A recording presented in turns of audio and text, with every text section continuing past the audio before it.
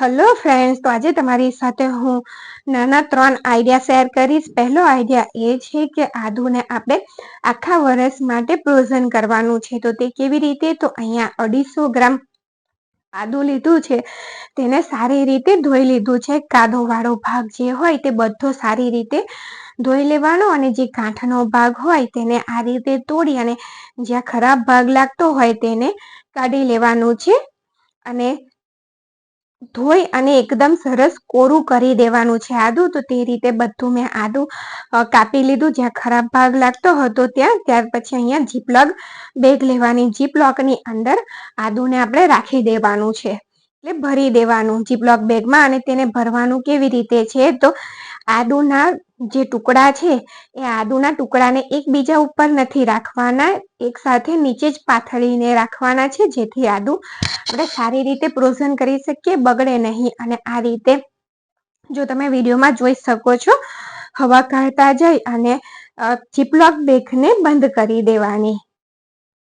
અને આ જે રીતે તમને વિડીયોમાં બતાવ્યું છે તે જ રીતે કરજો, તો આખું વર્ષ માટે આદુ સારું જ રહે છે. ત્યાર પછી અહીંયા ફ્રીઝરની અંદર જો આ રીતે આપણે તેને રાખી દેવાનું.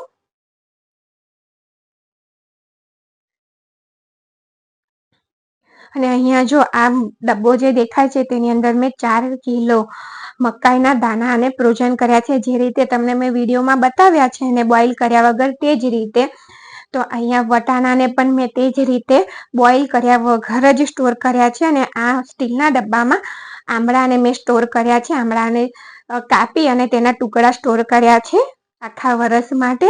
ત્યાર પછી જો આ રીતનું શર્ટની બાંય જે આખી હોય, આખી બોયનું શર્ટ હોય, તેમાં જો તમે નાના છોકરાને હોય કે મોટાને પણ જ્યારે નવું શર્ટ હોય ને ત્યારે બટન બંધ કરવું ખૂબ જ આપણને અઘરું લાગતું હોય છે, તે જલ્દીથી ગાજની અંદર બટન બંધ નથી થતું. તો આ રીતે તમારે એક સેફ્ટી પિન લઈ લેવાની અને તેને જે ગાજ છે બટન બંધ કરવાનું જે કાનું, તેની અંદર ભરાવી અને બીજી બાજુ બટનને આ રીતે સેફ્ટી પિનમાં ભરોવી અને બીજી બાજુ સેફ્ટી પિનને ખેંચી લેવાની, એટલે એકદમ સરસ રીતે બટન બંધ થઈ જશે. બિલકુલ અઘરું નહીં લાગે અને એકદમ સહેલાઈથી તમારું બટન બંધ થાય અને શર્ટનું બટન બંધ થઈને તૈયાર થઈ જશે.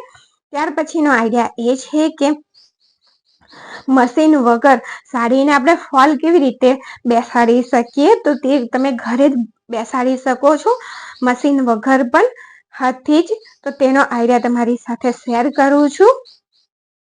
તો અહીંયા જો આ રીતે સાડીને મેં પાથરી દીધી છે. ત્યાર પછી જો અહીંયા આપણે ઓટન કરવાનું છે, એટલે થોડો ભાગ છોડી દેવાનો. અહીંયા જો તમને બતાવું છું વિડીયોમાં. ત્યાર પછી વેત આ રીતે માપી અને આ જગ્યાથી જ્યાં વેત પૂરી થાય તે જગ્યાથી આપણે ફોલને બેસાડીશું.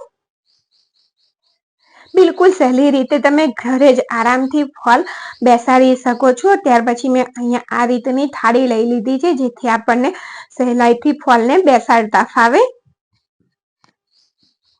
અને આ રીતે નીચે સાડીને ફોલ અને સાડી બંનેને એક સરખા કરી લેવાના. ત્યારબાદ અહીંયા જો આ બીજી બાજુ આ રીતે આપણે ફોલને થોડો વારી દઈશું, એટલે જ્યારે આપણે સાડી ધોઈએ ને ત્યાર પછી તેની અંદરથી જે દોરા નીકળતા હોય તે દોરા ના નીકળે અને ફોલ ખરાબ ના થાય. અને અંગૂઠાની મદદથી તેને ફેરવી દઈશું એટલે એક સરસ ઘડી પડી જશે. ત્યાર પછી અહીંયા જો આ રીતની સોય કે એક્સ્ટ્રા સોય કે પછી તમારી પાસે ટાંકણી હોય તો ટાંકણીને આ રીતે આપણે લગાવી દેવાની, થોડી થોડી જગ્યાએ લગાવી દેવાની.